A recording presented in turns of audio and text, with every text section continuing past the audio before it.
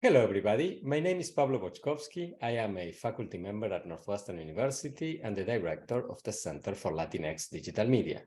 Thank you so much for joining us for today's weekly virtual seminar of the Center. It is really a pleasure to have you with us. The mission of the Center is to create knowledge about digital media in Latinx and Latin American communities across the Americas.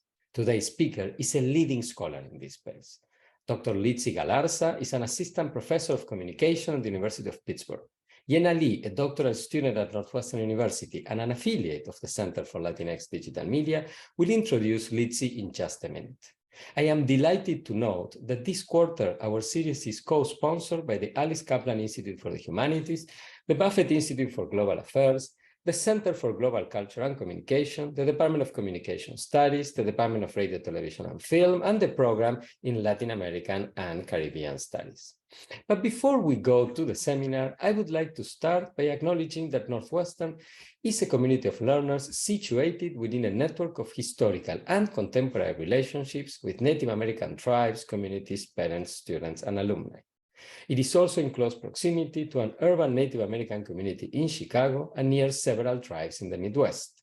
The Northwestern campus sits on the traditional homelands of the people of the Council of the Three Fires, the Ojibwe, Potawatomi, and Ottawa, as well as the Menominee, Miami, and Ho-Chunk nations. It was also a site of trade, travel, gathering, and healing for more than a dozen other native tribes, and is still home to over 100,000 tribal members in the state of Illinois. It is within Northwestern's responsibility as an academic institution to disseminate knowledge about Native peoples and the institution's history with them. Consistent with the university's commitment to diversity and inclusion, Northwestern works towards building relationships with Native American communities through academic pursuits, partnerships, historical recognitions, community service, and enrollment efforts. Let me say briefly about how the seminar will unfold. First, Yena will tell us more about Litzy's research and career in just a couple of minutes. Then Litzy will present her work. After that, we will open for questions. Please enter your questions in the Q&A function of the webinar at the bottom of the screen at any point in time. At the end, when we start taking questions, Yena will moderate. Then I will join again to deliver some closing remarks. Once again, many thanks for joining us. And without further ado, Yena, the screen is all yours. Thank you, Professor Boczkowski, for giving me the opportunity to present Dr. Litzy Galarza today. Dr. Galarza is an assistant professor at the Department of Communication at Dietrich School of Arts and Sciences at University of Pittsburgh. Dr. Galarza's research lies at the intersection of Latinx media, citizenship, and advertising studies with a focus on Latinx citizenship and labor in the culture industries. Dr. Galarza graduated with a bachelor's in journalism and political sciences at the University of Arizona and holds a master's degree in journalism studies at the University of Missouri and a PhD in mass communications at Pennsylvania State University. Her research has been published in the International Journal of Communication and the Howard Journal of Communication, in addition to the 2021 anthology Immigrant Generations, Media Representations and Audiences. Please join me in welcoming Dr. Litzy Galarza.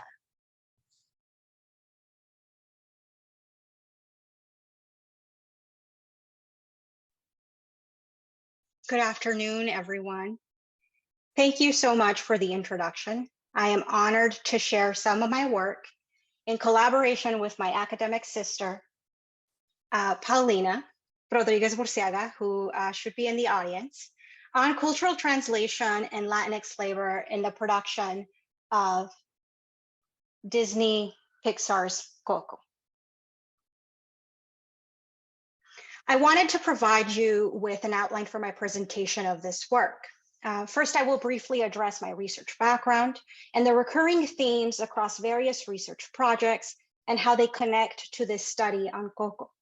I will provide a little bit of background on Coco itself and how it represents a series of firsts for Disney Pixar. This is followed by a discussion of how other scholars have addressed cultural translation within broader discourses of cultural production. I will outline the 3 research questions that were guiding our analysis, in addition to the method of study, before diving into these 3 key aspects or key themes of the analysis and how they build up to our argument. Lastly, I will address the conclusion and what I see as a key area for future research on cultural translation in the study of production in media and cultural studies. The bulk of my work is situated at the intersection of media and Latinx studies, or Latinx media studies. I have primarily focused on textual analysis of the CW's Jane the Virgin, where I analyzed the representation and discourses of Latinx citizenship.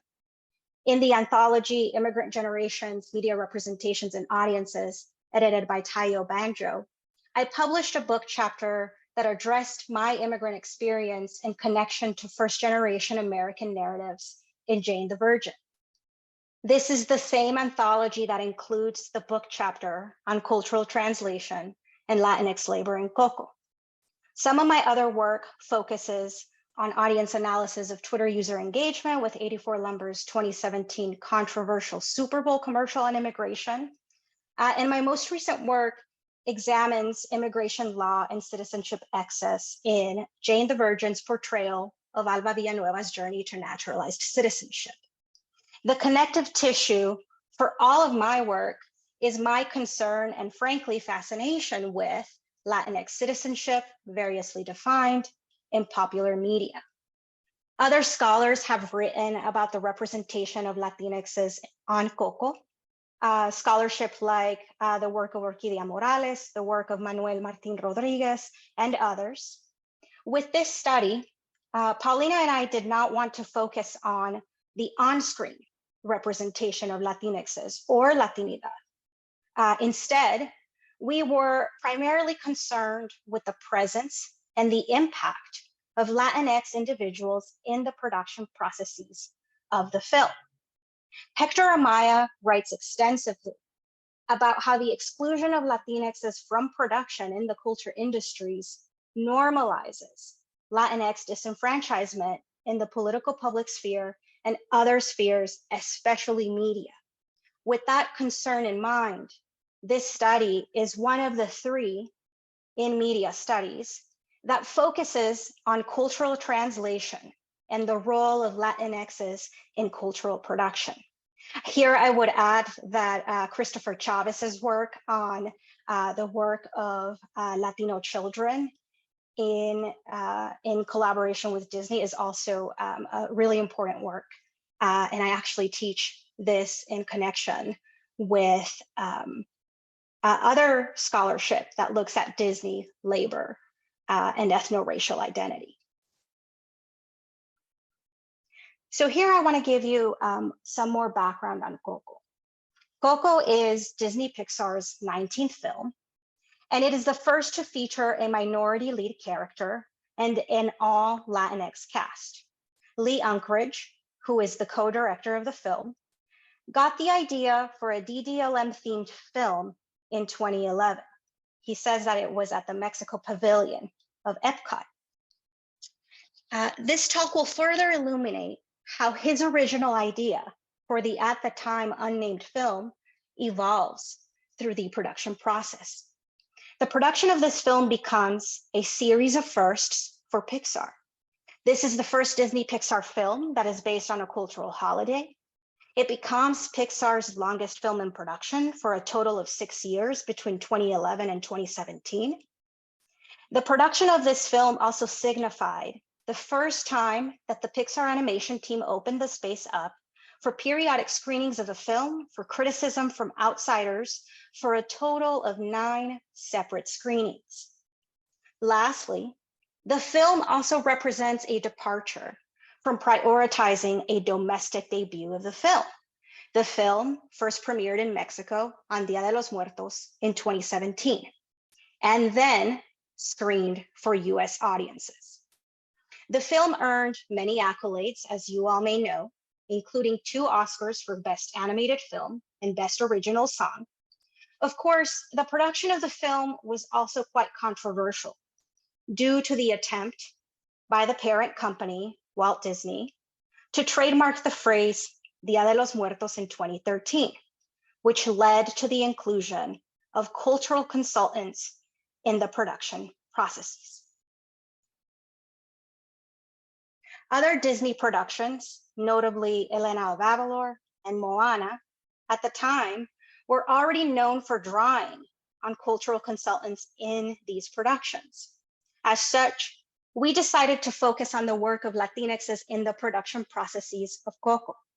We felt this was important because there are few Latinxs in animation, and we sought to study their presence and their contributions at the various decision-making tables surrounding the production through the lens of cultural translation.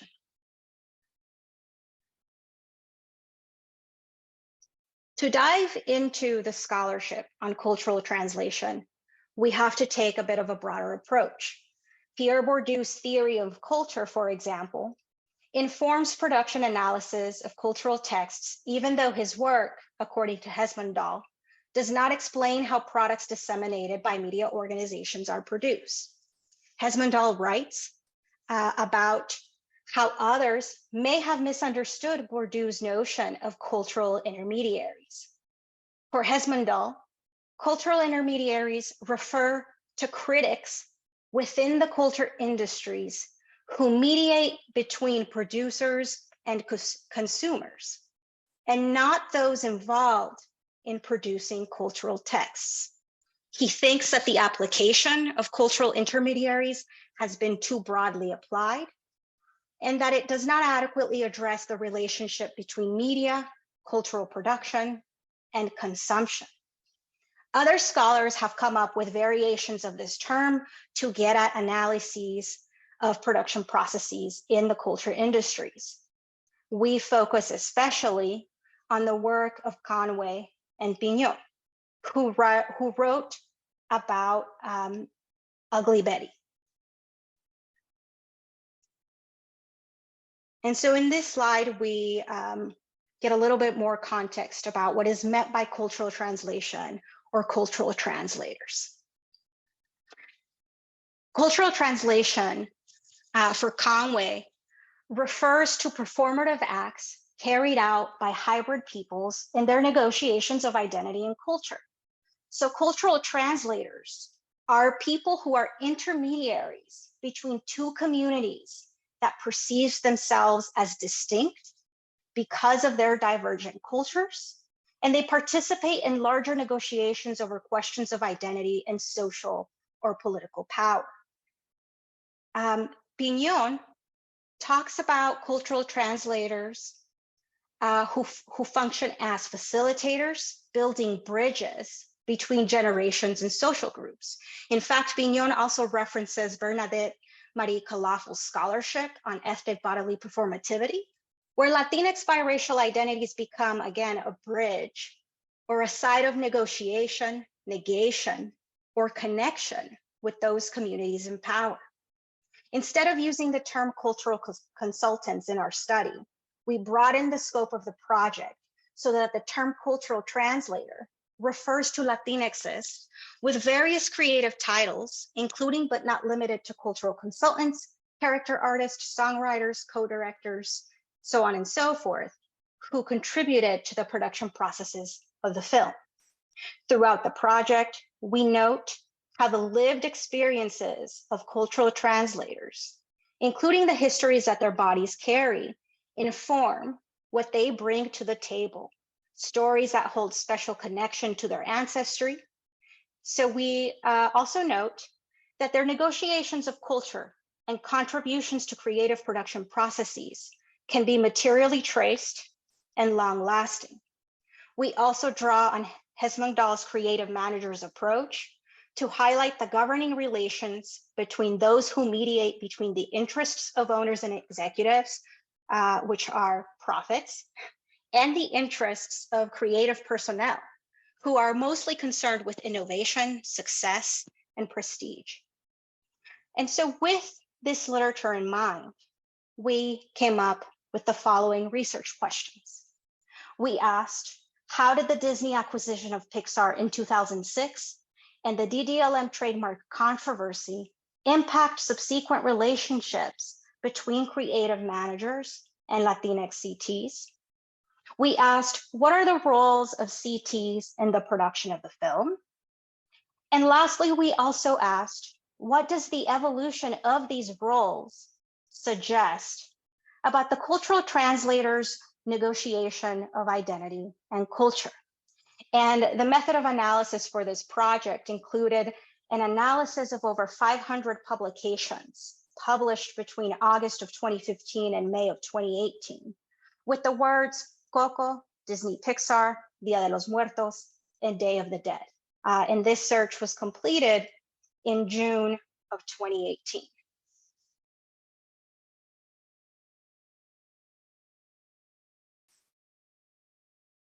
With those research questions in mind, we first sought to address the governing relationships between the creative managers, how the research trips informed the relationship between Latinxs already at Pixar and others working on the film, the role of the DDLM controversy in these relationships, especially with the cultural translators who were hired after the debacle.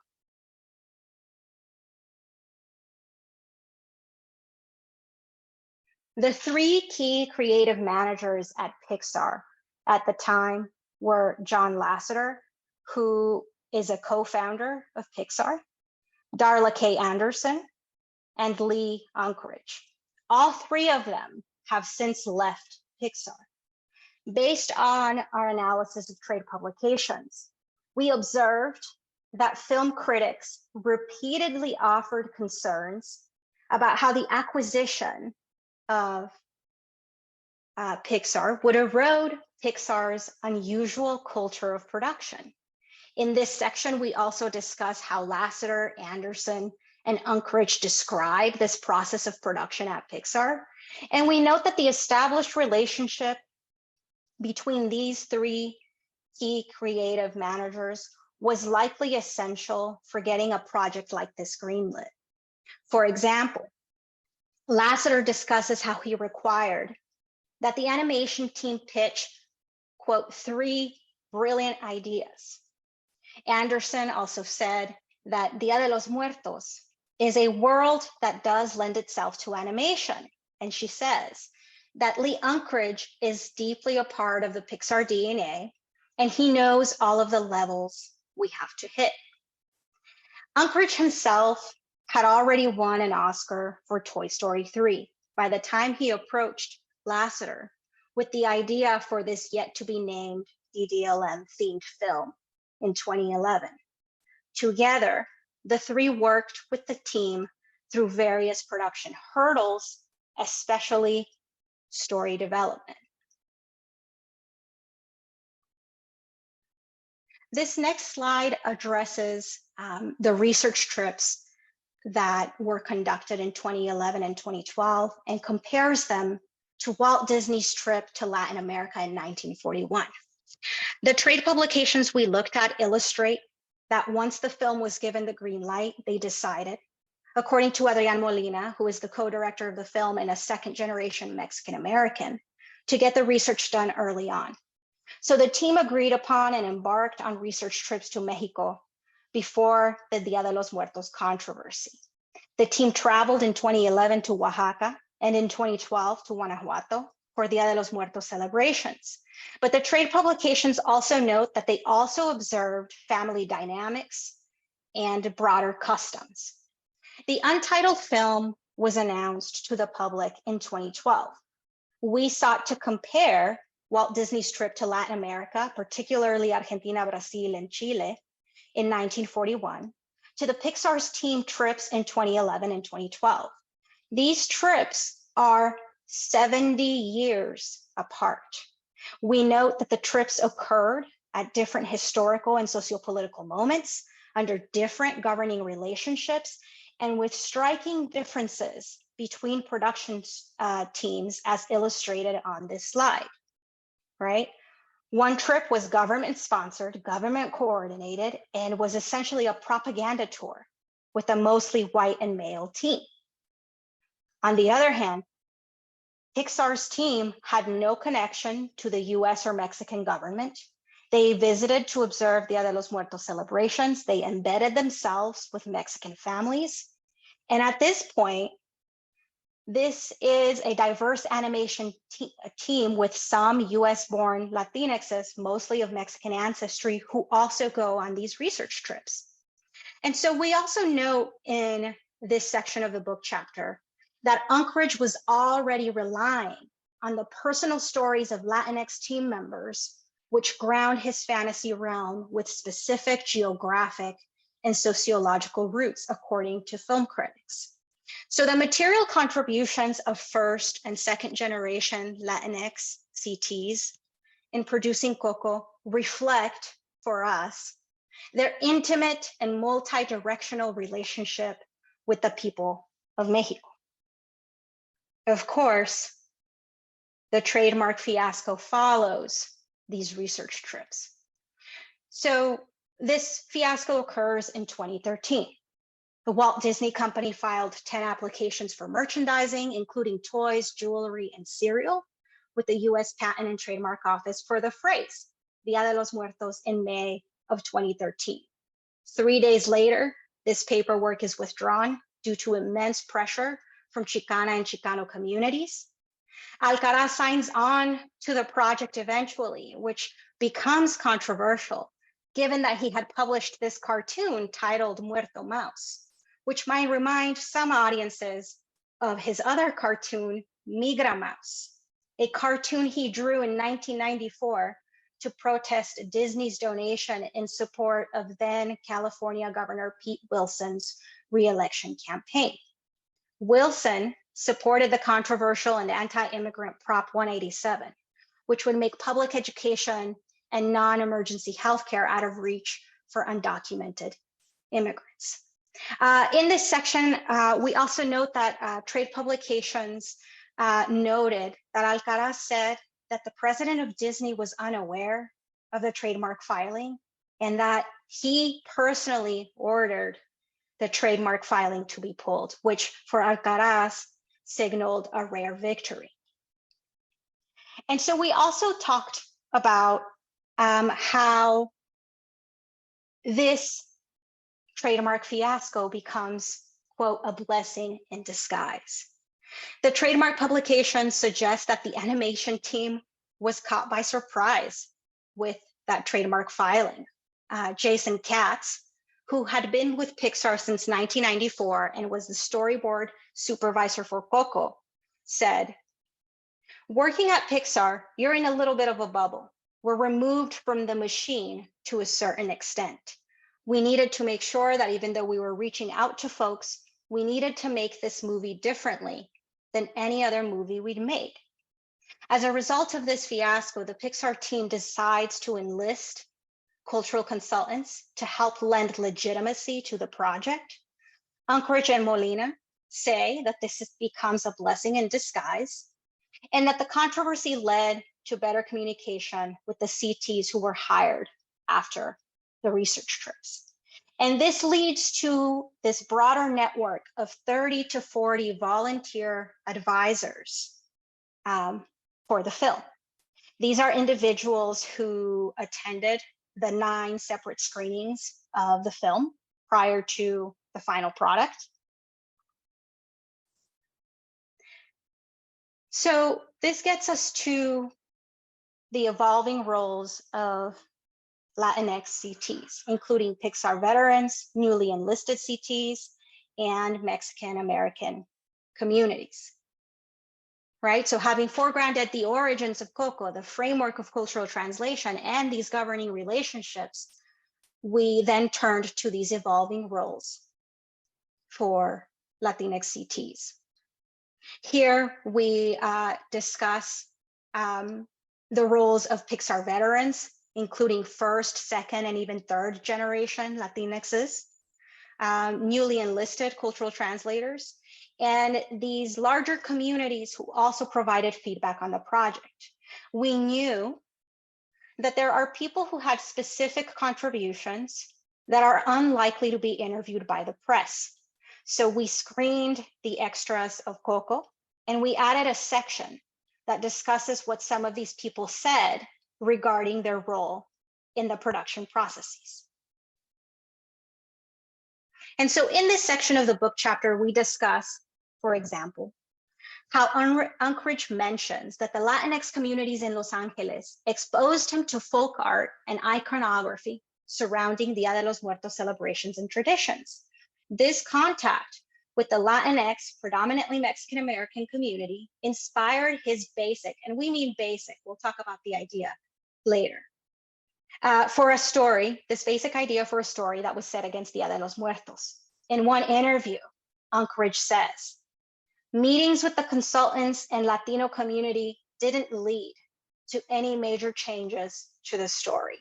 However, he also says in other interviews that the presence of Latinx CTs at periodic screenings led to, quote, a lot of adjustment along the way as people told their own personal stories about their own abuelas and people within their family.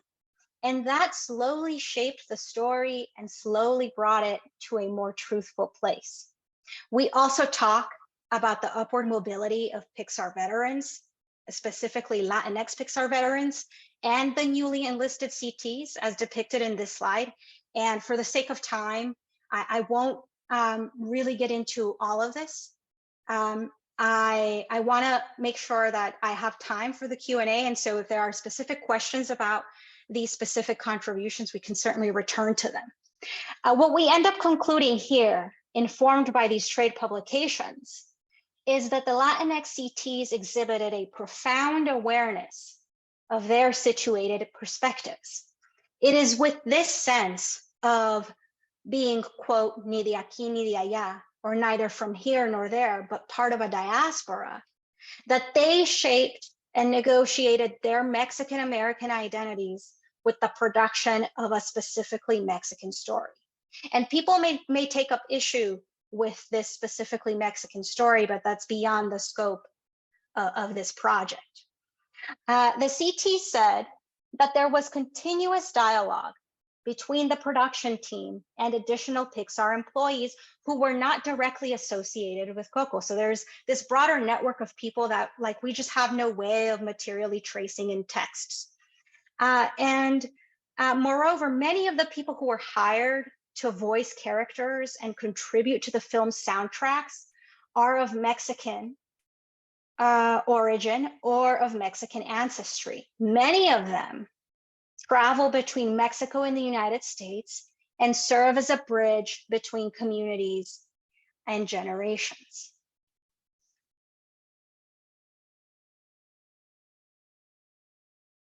This brings us to the textual manifestations. Having addressed the governing relationships and the role of CTs at the table, decision-making table that is, this section turns to the textual manifestations of both through trade publications. Here, it is important for us to note that we are relying on what the CTs themselves said in these publications regarding their contributions to the end product, which is the text that audiences like you and I get to consume. In this section, we also note the textual absence of certain characteristics that the CTs were concerned about and had a hand in ensuring that they would not be part of the end product. These characteristics included concerns about brown facing from Alcaraz and the casting director.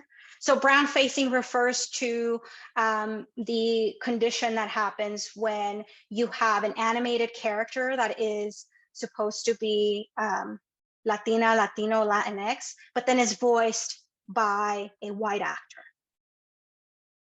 And so the textual manifestations that we observe are tied to the following examples: the original story idea and how that had to be revised, the notion of the land of the living and the land of the dead and how that connects to this original story, and this notion of the family's blessing, the three deaths, and the Chancla gag. And so we began this section with the original idea and the many problems that were discussed in the trade publications surrounding this original idea.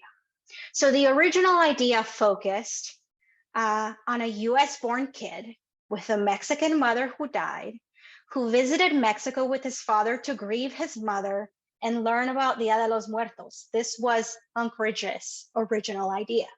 For him, this idea made sense because the protagonist would expose audiences to what DDLM celebrations are about.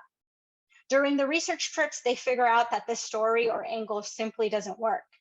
For example, Darla K. Anderson says that the idea didn't really embrace the DNA of the holiday, which is not letting go of, but staying connected to departed ancestors.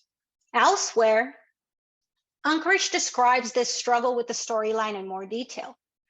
There are discussions of how technical issues are one thing, but the story is what the team focuses on the most, often rewriting and even starting over. Adrián Molina said that if they had kept the original story, then they would be superficially embellishing culture onto a story that was disconnected from Dia de los Muertos. There was another major issue, according to the cultural translators, particularly playwright Octavio Solis. He discussed the early version of the story and how there would have been the absence of Spanish throughout the English language version of the film. In the original story idea, the characters would only speak English with the understanding or assumption that they were really speaking Spanish. The CTs pushed back against this, and the end product was that you see Spanish and English intermixed throughout the English language version of the film. In addition, in considering the commercial aspects of the film, separately from creative decisions, it was ultimately decided that they would not pursue a more famous non-Mexican protagonist to appeal to global audiences. They chose to get rid of the US-born protagonist. The protagonist would be Mexican-born, and the afterlife would have a quintessential Mexicanness. And the research trips really contributed to the architectural design of the Land of the Dead in particular. Of course, not everyone agreed with this move of making the protagonist of Mexican origin. Herbert Sigüenza said in an interview, he was one of the cultural translators, he said in an interview that he wanted to see a Mexican-American protagonist with a story set in the United States to avoid depicting Latinx as un-American or foreign. His critique illustrates the limits of cultural translators' ability to influence creative production processes. We do not know whether he voiced this well-warranted critique during the periodic screenings. Film critic Desowitz notes that the contributions of the CTs that had the most impact were tied to helping Pixar figure out the meaning of death as it relates to the Land of the Dead. The CTs also noted in trade publications that their contributions to the text included an impact on language, mannerism, and family dynamics. The textual manifestation of the idea of a family's blessing, the notion of the three deaths, and the Chancla gag are examples that the CTs pointed to as evidence of their contributions in the film. The importance of a family's blessing to return home was tied to Adrián Molina's lived experience in college.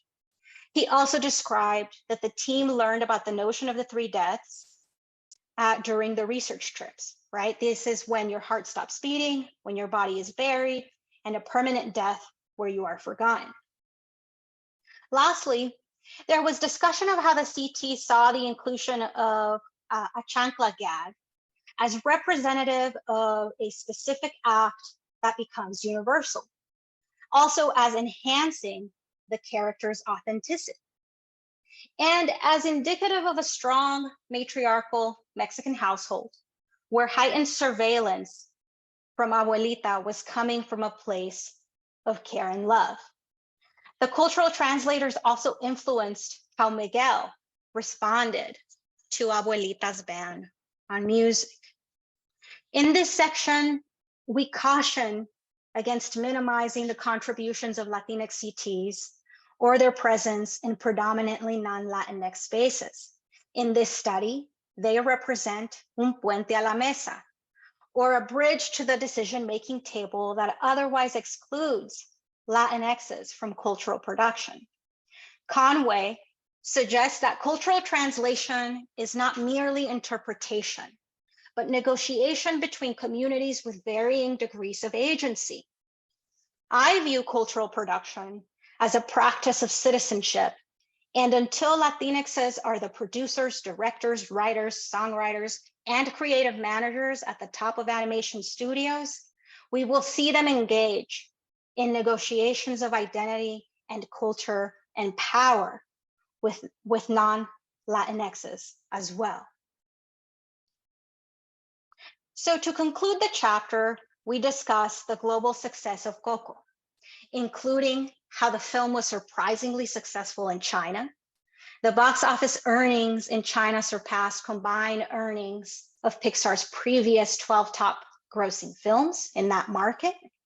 We also note that this was surprising, at least to the team, because Anchorage described that they hesitated to file the paperwork to even show the film in China because representations of death are taboo in Chinese culture.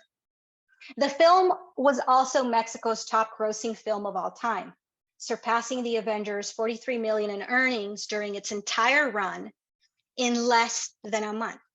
In the United States, the film ranked fourth, raking in 71.2 million in Thanksgiving box office drawings behind Frozen, Moana, and Toy Story 3. We also note how a delegation of Mexican dignitaries presented Coco, the film, to their South Korean hosts during a government event. So in the chapter, we argue that Latinx CTs were key to the success of the film. The Latinization of the DDLM project is significant because it illustrates the negotiation of identity and culture between insiders and outsiders, but also among multiple generations of Mexican, Mexican-American, and Latinx CTs. The presence of these cultural translators lent legitimacy, not necessarily authenticity. We don't make any claims about authenticity in the study. That is for the audiences to decide. But they did lend legitimacy to the project, a project that saw immense pressure because it was an original production and not a sequel. From a political economy perspective, sequels are the safest bet because they have built-in audiences and established animated worlds. Sequels also allow Disney to maximize synergistic practices, such as tie-in merchandising, theme park rides, and other ventures. Coco, we argue, should be recognized as a transnational endeavor in light of Conway and Pignon's understanding of cultural translation as a metaphor for both the re-entrenchment of geopolitical borders and cultural border crossing in the production of cultural texts. The labor of cultural translators should not be dismissed solely because the on-screen representation of the characters is contained south of the border when, we argue, the production of the text was inherently transnational and diasporic. We urge other scholars to take up a cultural translation framework for the study of production in media and cultural studies where possible. We urge others to expand on this work, to explore the limits of cultural translation and cultural translators. Reception analysis, we argue, should also endeavor to address how audiences interpret the role of cultural translators in the production of cultural texts. I leave you with this quote from Derek Johnson, the author of the production keyword in a textbook that I use in my Latinx media studies and media and consumer culture classes. Johnson says, we should recognize how all actors and agents working within media institutions participate in the complex processes and practices of production, regardless of their position within various divisions of labor and corporate structures. Production studies should thus continue to match concern for writers, directors, and other above-the-line creative talent with attention to the creativity of below-the-line laborers, as well as all these other individuals. Thank you so much for your interest in this unique and award-winning work. I look forward to the Q&A.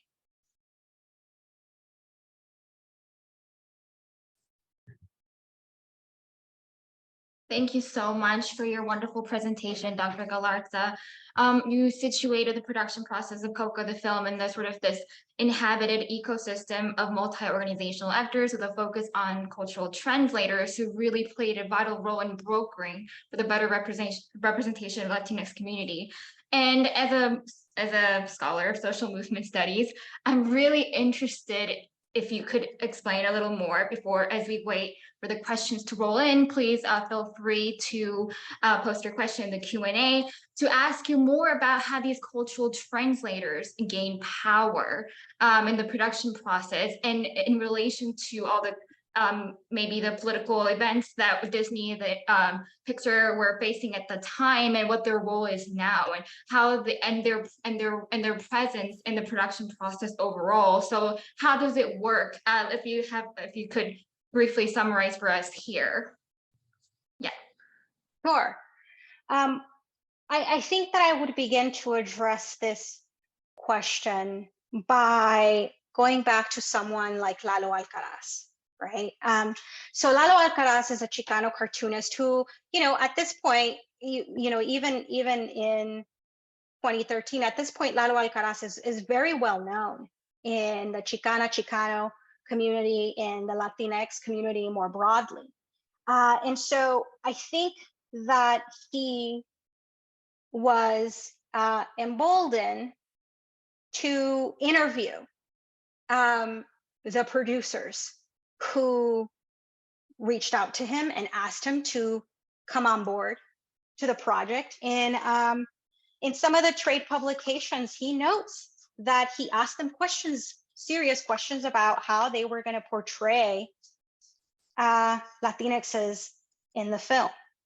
And whatever answers he got, he must have been satisfied with, right? Because he ends up coming on board and agrees to be a cultural consultant, or what we call a cultural translator.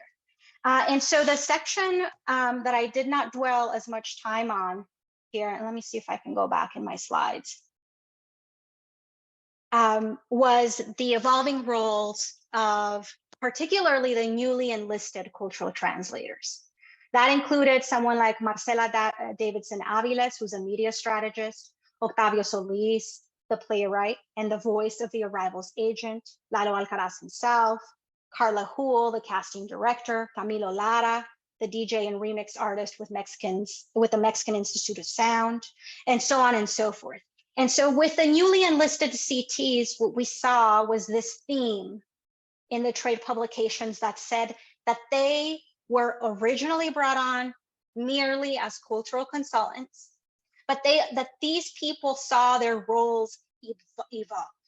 So all of a sudden there were at least 3, 4, maybe 5 people who ended up doing voiceover work in addition to cultural translation.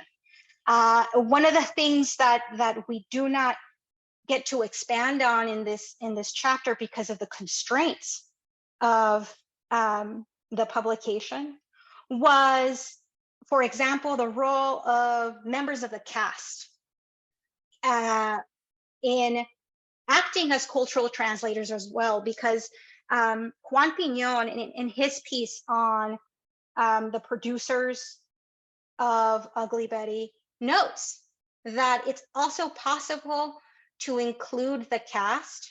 In that instance, it was America Ferrera, as these cultural translators, as interlocutors who get to, again, negotiate identity and culture in the spaces that they occupy. I'll stop there. Hopefully I began to address that question. Thank you. Oh, this is great. Like, because the role of culture translator was never really there, but it evolved as other sort of roles like creative managers, voice actors roles evolved, and they sort of became this whole group. And I think learning that process from the sort of what happened, contextualize an actual events that took place, it's so important for us to have a critical understanding of Coco and and the context in which it was produced. So we do have a question from the audience, which I'll read here. The question is about sequels. The presenter asserts that within political economy, they are profitable as they guarantee an audience. I'm wondering if sequel is too reductive a concept for this statement. Disney uses synergy to recirculate content and revisit audiences. So how does Coco represent a moment in Disney's meta circulation of Latinidad? This is a good question.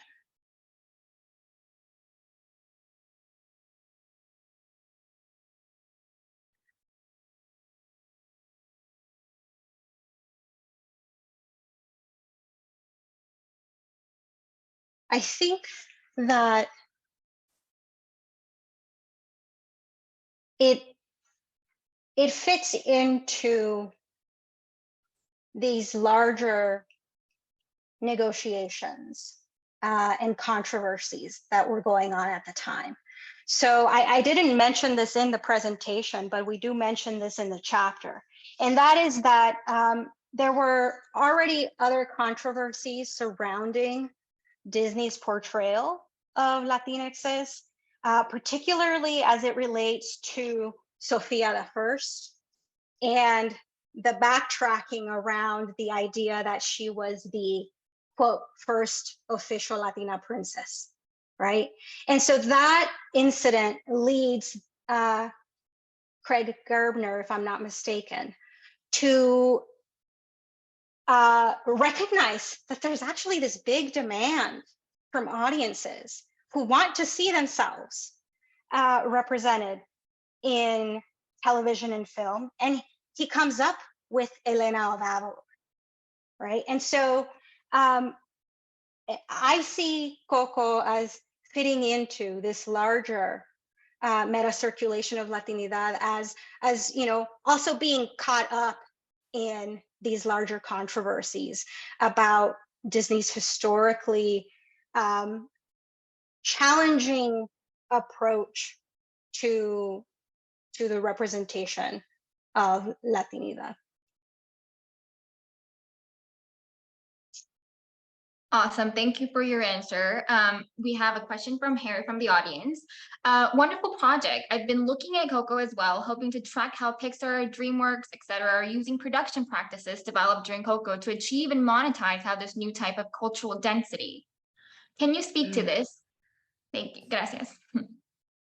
I guess I would want to ask a question about what might this person mean by cultural density. I'm interested in Harry Salazar's work for sure, right? How Pixar, DreamWorks are using production practices developed during Coco, right? Yeah. Oh, there. Because I mean, to me, it signals that cult density versus authenticity. Okay.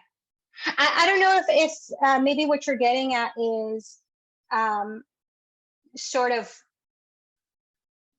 offering more of a narrative abundance as opposed to narrative scarcity around the representation of Latinidad, right? So in broader discourses about the representation of Latinidad and Latinxs, there's a discussion of, you know, the same stereotypes, the same tropes that get recycled over and over and over again, and that's what we end up seeing. That is narrative scarcity, right? And I'm not sure if that might be connected to this notion of cultural density versus authenticity. Thank you very much, Litzy, for this wonderful presentation. I'm interested in like thinking not only in Disney, but like more broadly, if we can see this case as a case of knowledge globalization and like how knowledge practices travels like from different teams and countries and cultures, especially, well, within the case of Disney. I'm curious if you follow what happened after Coco with Encanto, and also if you saw some of these issues maybe on the commentary on the production of Encanto as well, because I also read a lot of critiques on like the allocation or like the translation of the culture in Colombia. But again, more broadly about that, if this is a case of globalization of how knowledge travels and how like knowledge is being produced and contested among different cultures, and you are seeing like here like key players in how this knowledge is being translated into different scenarios. Thank you. Yeah, this is a really great question, right? Because we know that anything that is produced by Disney or anything that has the support of Disney gets instantly global reach. Coco was dubbed into 47 different languages. That's a lot of different languages, right?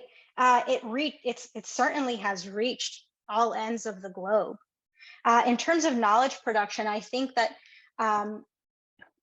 there's certainly the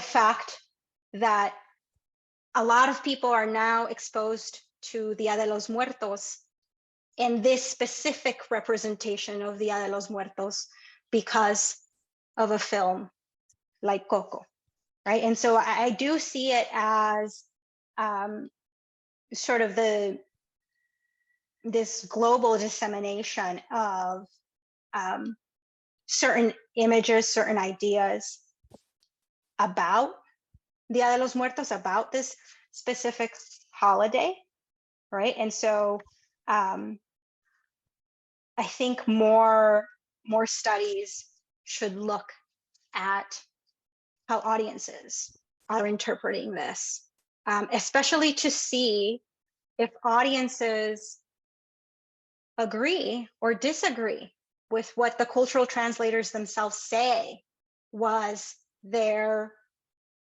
impact on the text itself, right? I look forward to looking or following up and looking more closely at Encanto, because I'm not sure honestly if the same approach would be replicable with the production of Encanto. But I've had students in classes where I teach this work sort of ask, similar questions about, well, can we do this with this other text? And my response is, I'm not sure. I think that more scholars should try to look into it. I appreciate your question. Awesome. Okay, so now we'll move on to Mora's question, which just texted me. So Mora wanted to ask how the role of cultural translators in Coco can be traced back to historical practices of Disney Imagineering team in building the parks. So yeah. Can you repeat it? Yes, I can repeat it for sure. So she wanted to ask how the role of cultural translators in Coco can be traced back to historical practices of Disney Imagineering. I think that's a imagination and engineering team in building the park. So how does sort of what Disney did with building the parks related to what they did with cultural, how the role that cultural translators played in making the film? That's a really good question. So I have not done any analysis of the Disney theme parks, but my very good friend, Diana Leon Boys, has done some of this work in connection to Elena of Avalor. And so I think that this is a really, really good question that I don't have the answer to, and that I will want to think through and follow up with. Because it's a good question about how we can think through cultural translation at a specific location, right, with these broader historical context. Yes, yeah, I mean, I honestly would love to ask you more questions about, the role of cultural translators and commodifying things like cultural parks, but we have another question clarified. Here, I'm going to read this. I avoid calling these types of films authentic because ultimately they are commodities more than true cultural artifacts. The cultural density idea allows me to think about and compare these media texts as commodities. Kung Fu Panda is another example of this. No need to speak to this idea in particular. I prefer to hear more about your awesome work. Okay. I appreciate the clarification. I also am very hesitant to get into claims about authenticity, right? Because culture is relational. Culture is not static. It is tied up in these rituals that people keep alive, right? Through multiple generations, right? And that they adapt and adjust, across different spaces, across different times. And so I actually look forward to connecting with you about this notion of cult, whatever the term was before. I lost it for some reason here. I think that was cultural density. Yes, cultural density. Thank you.